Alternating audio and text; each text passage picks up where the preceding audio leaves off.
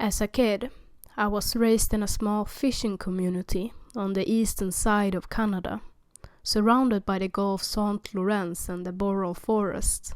The entirety of the land was close to 4,000 foot square, with an even smaller number of residents sprawled out over Main Street, the main road running through our little town, and farming houses spread widely between areas of trees that were changed to domestic residential homes when agriculture stopped being profitable. In total, our community is surrounded by a vast expanse of ocean and seemingly endless barrage of trees that spread over 55% of Canada's entire country. I spent most of my life hunting in those woods. So you can imagine my joy when my parents got me a hunting dog. Sandy was a Shetland sheepdog, and while they were more fit to be herding and tracking sheep over grassy plains rather than rabbits and deer through dense forest, it didn't stop me from taking him with me every excursion I possibly could. Sandy had been by my side for enough hunting trips that he'd grown accustomed to waking up just before breaking daylight, and on a few occasions helped track down small game like squirrels and rabbits through considerably large areas of forest. Sandy wasn't my property and wasn't treated like he belonged to me. Sandy was a member of the family, my best companion and my truest friend. I think fondly back on all the times he'd sit in the front seat of the truck without being told, ready to go for a walk in whatever part of the forest I told him to. I can honestly say that there will never be a dog that will fill the void Sandy left in my life.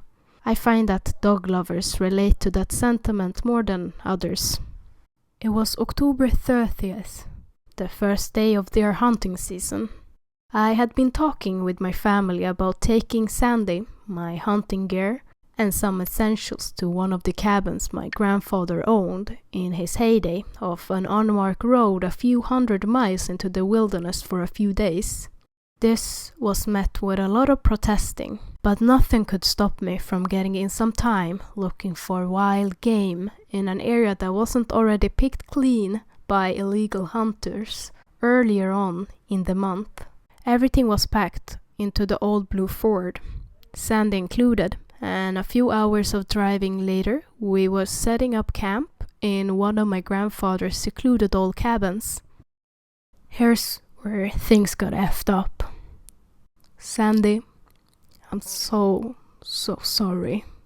I had spent most of the time of my life being in the wilderness. There were only a handful of times where things had gotten weird for me, but usually everything could be explained with scientific reason. That's why I brushed off Sandy's weirdness on the first few nights, chalking it up to the nervousness of a dog that's capable of hearing the far-off noises of various coyotes, wolves, bear, and moose. This was untouched territory, of course. There had been plenty of time for wildlife to set up camp here too. The first night was fairly normal. I had set up Sandy's bed in the corner of the living room next to the TV that looked like it came out of the early 19s.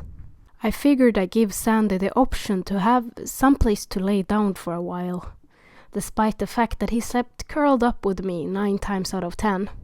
Close to 10 at night, Sandy looked straight at the wooden door and whined. I figured he needed to piss, and opened the door to let him out, not worried about having my best friend stray too far away from me. Instead he sat just inside the door, looking at the forest edge beyond the path. I too stood and looked for a few minutes before deciding he had just heard an errant critter close to the cabin. The rest of the night was fairly normal, and Sandy slept with me fine. The second night I chalked the weirdness up to Sandy's dress. Earlier in the day we had been walking a few miles through the woods beyond the house, and I thought I heard the sound of twigs cracking under something heavy. I hoped it wasn't a moose, because my shotgun wouldn't have stood a chance. But something changed in Sandy that I didn't pay close attention to at the time. He hunched himself on his hind legs, his front pressed close to the ground. His mouth pulled up over his teeth and he growled towards nothingness. I figured we'd try hunting again later, and if whatever it was had left, and he should be filling up to it. But once we were inside, he didn't want to move. Even when I tried to get him to go outside and do his business, he sat at the door and cried, wailing at me to let me know that he didn't want to go out there. I didn't pressure him. If he pissed on the floor, so be it. Sandy never acted up before. I could excuse an accident or two, if he really didn't want to be out there. It must have been a bear, I thought, before locking the door and calling it a night. The third night is where things went to hell, and I still don't fully understand what happened. Sandy didn't eat all day. I managed to shoot a rabbit in the early morning when Sandy decided he didn't want to be outside any longer than he had to, and retreated inside for the day.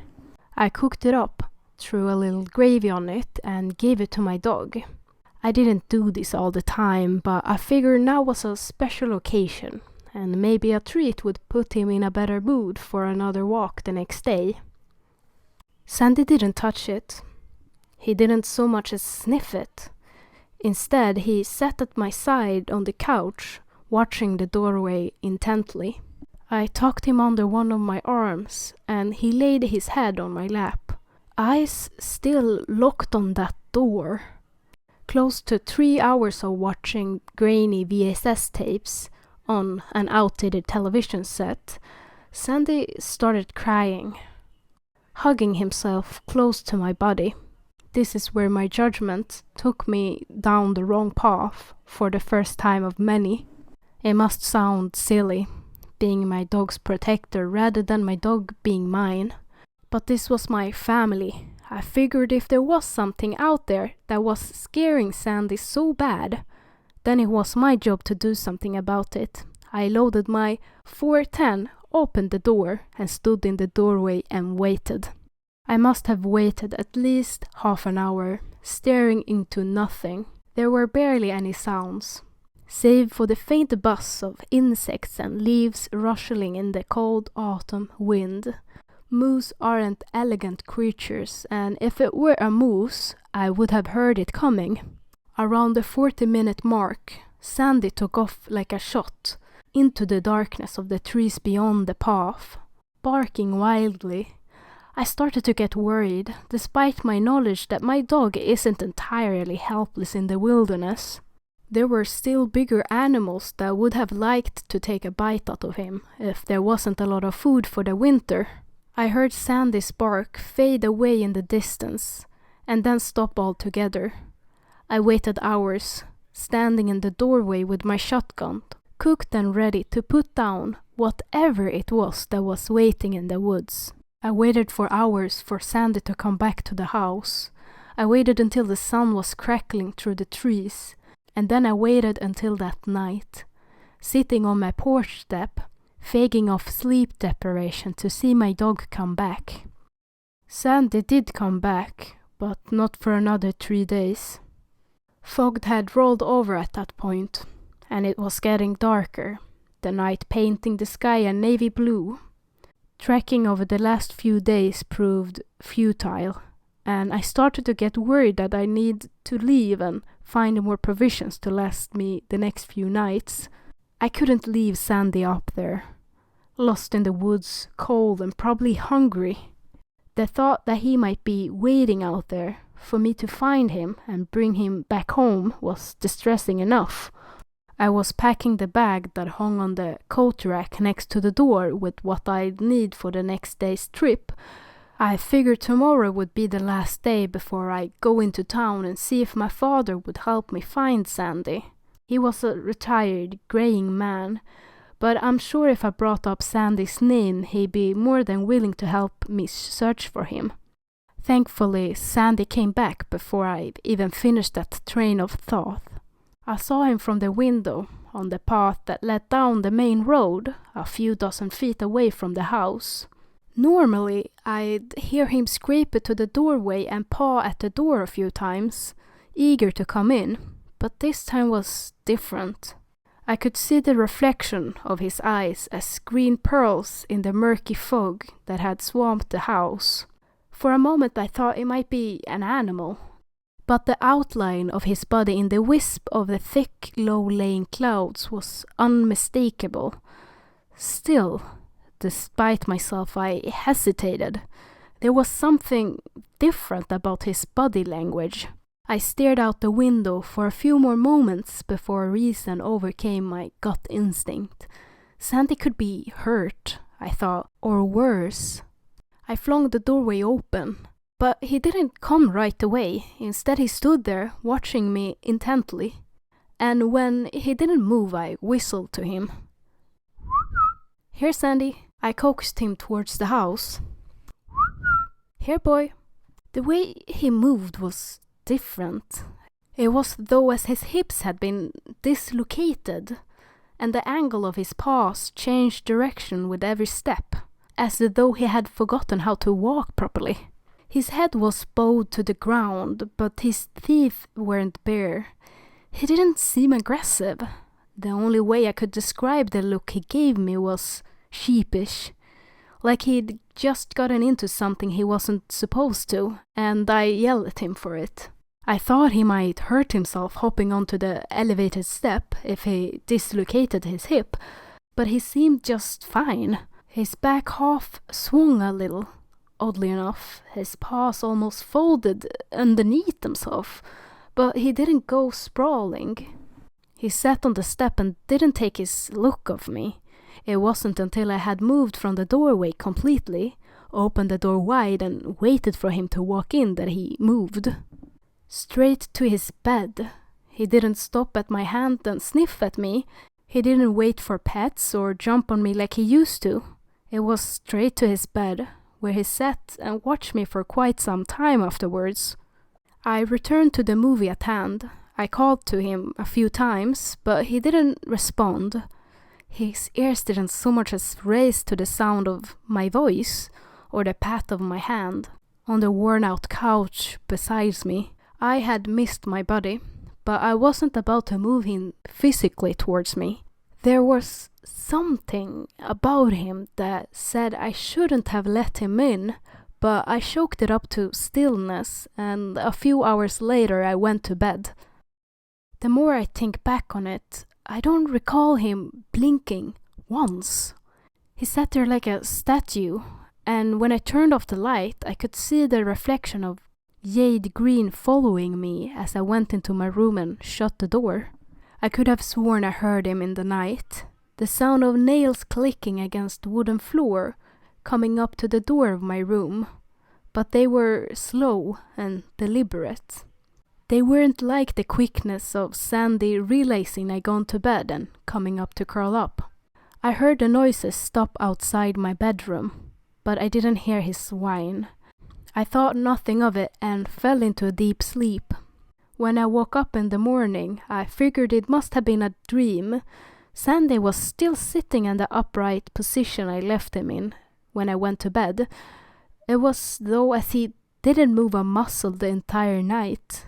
And when I said good morning, he didn't so much as wag his tail. He didn't follow me into the kitchen, but he paused at the doorway when I put his bowl down on the floor and filled it up with supermarket dog food. Once again, his back moved weirdly as he slowly made his way towards me. There was this nagging feeling that something was off-putting about the way he looked that day. It was as he had gotten longer overnight. Sandy hunched down again, like he was walking to the door the other night before. He didn't come into the kitchen. I figured he must have been hungry being out in the wild for so long, but he eyed me like he was waiting for me to come a little closer rather than touch the food. It goes without saying, but after a few moments of a staring contest between me and my unblinking dog, I called off that foolishness and called his name loudly. Not even a flinch. I didn't want to move closer to my dog to leave the kitchen door, But this was my Sandy, and the most damage he'd ever done was eating flies. Sure enough, as I passed him, he turned and his body swayed unnaturally, but he didn't move towards me. When I left that day, I couldn't find anything. The deer tracks in the mud were made a few days prior and went cold off naturally. I couldn't hear bugs, or birds, or even the howl of a nearby coyote. The only sound for miles away from the campsite were my own breathing, and the sound of crunching leaves underneath my feet. When the sun started to set, I started making my way back, but I should have just packed my shit and left. Just behind a cluster of trees, with the house just visible beyond the rise, I figured I found out the reason why the animals had abandoned this place. Generally, when there are mass animal death, that usually means that there's something wrong in the area of slaughter, and the wildlife are usually smart enough to get the hell out of there. Even cats are bred instinctively to not like drinking water that is close to where their food is, because if you saw a dead animal close to a stream, you figured that the stream was tainted and find another source of water. Hundreds of squirrels were disemboweled and stirred across the grass in an almost perfect circle. Most of them were skinned alive, but when I turned to heaving up all the contents in my stomach, there were a few dozens that were inside out. I couldn't help but vomit repeatedly as I tried my best to walk around the circle of tiny organs and mashed up bodies. Not just over the sight, but the smell was ungodly. I don't know how long they've been out there, but if I'd stumbled across this sooner, I would have left with Sandy in a tow immediately after. Gradually, the bodies stopped and dived off into a random dead squirrel here and there. The biggest thing I managed to find, just a few feet off the unholy feeding ground, was a deer. It looked though as something had decided to skin it alive from hide to neck and draped some of the skin over a branch like someone was tanning the hide. I don't know how long it'd been there, but it smelled like it had been dead for quite some time, despite the fact that there wasn't a single effing fly. The head had been cut off clean just above the shoulders, and when I realized the organs had been removed, I moved from a walking pace through the forest to a jog. Thankfully, the cabin wasn't too far off. I heaved one final time, wiped my mouth off the back of my sleeve, and looked up to the house to see Sandy watching me from the window. I tried to reason with myself and tell myself that Sandy's odd behavior could have been trauma. I know it's stupid to think of now, but at the time it was the only reasonable explanation I had to keep myself from going insane. The elongated body could have just been the loneliness getting to me. Sandy had realized there was something up with this place, and the second he noticed it, I should have just taken this warning and taken off back to town. Once the door was shut behind me, I started packing the food and essentials back into the boxes, moving quickly to try to get my things into the truck before the night came. It'd be dangerous to try and maneuver my way through the trails at night, as the hills of Kennedy Mountain were steep. And in the pitch darkness, with my only companion being my headlights, it would be easy to slide off a ravine and never be heard from again. I didn't want to stay one more night, but I had no choice. I had gotten back to the house just moments before the sun finally receded past the horizon, and we were bleached in a navy blue sky once again. I didn't pay attention to Sandy. He just sat at his bed and watched me pack. I figured no harm, no fool. I'll just throw his stuff in the truck in the morning and we'll be back in town before night the next day. Glancing at him for just a moment, it was a passing thought that he was looking a little longer today. And when I went to bed, it was a hard time getting to sleep for the next few hours. It must have been close to 4 or 5 in the morning when I heard it. the sound of whistling. The same whistle I used to call my dog. I broke out into a cold sweat when I realized that whatever slaughtered those squirrels, hung the skin up, left what I didn't need, could have well broken into my house. The door to my room didn't make a sound as I opened it slowly, thankfully.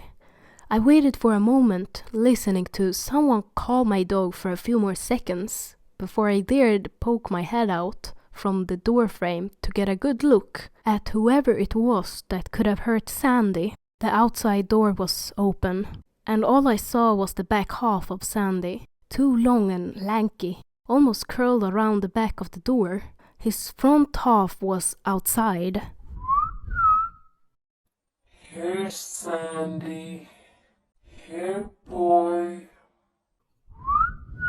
Whatever it was that had impersonated my dog, it was whistling, slowly, calling for Sandy, when I could have sworn that it had hunched down to the ground again and said, Sandy.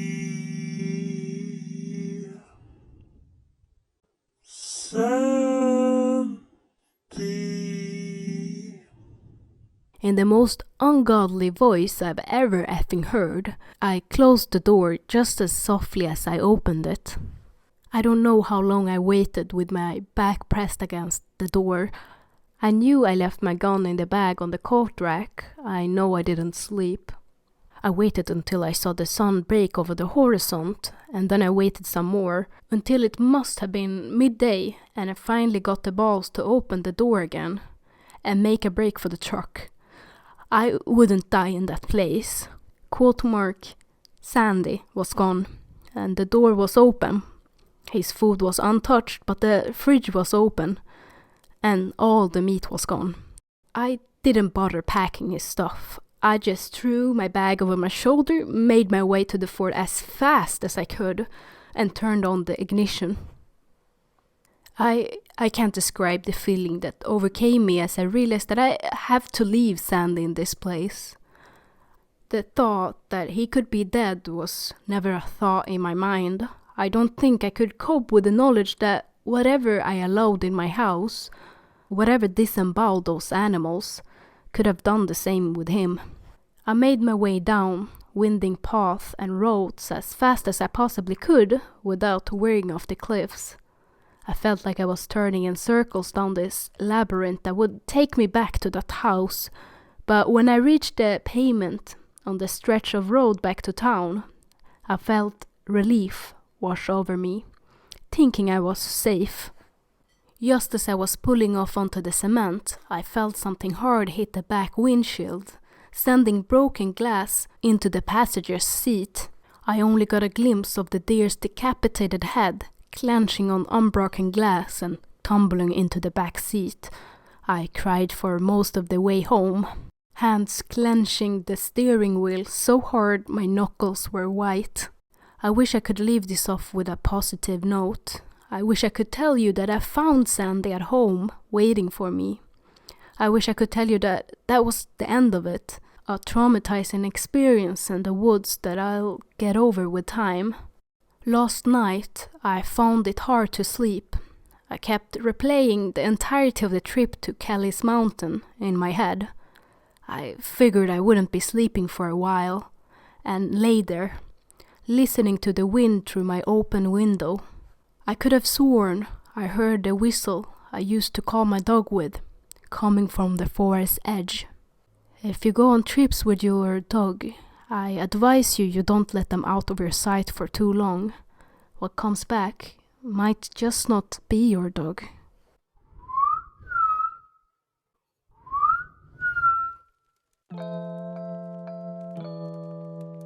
This is one of those creepypastas I actually find a bit spooky, which is rare. With the amount of cheesy creepypastas out there, I feel like this one is not. I like that. Or maybe I'm just blind from consuming a mountain of these horror stories for years. Anyways, thank you for watching. If you like the video, consider liking the video. And if you want more of this content, subscribe. For now, bye bye.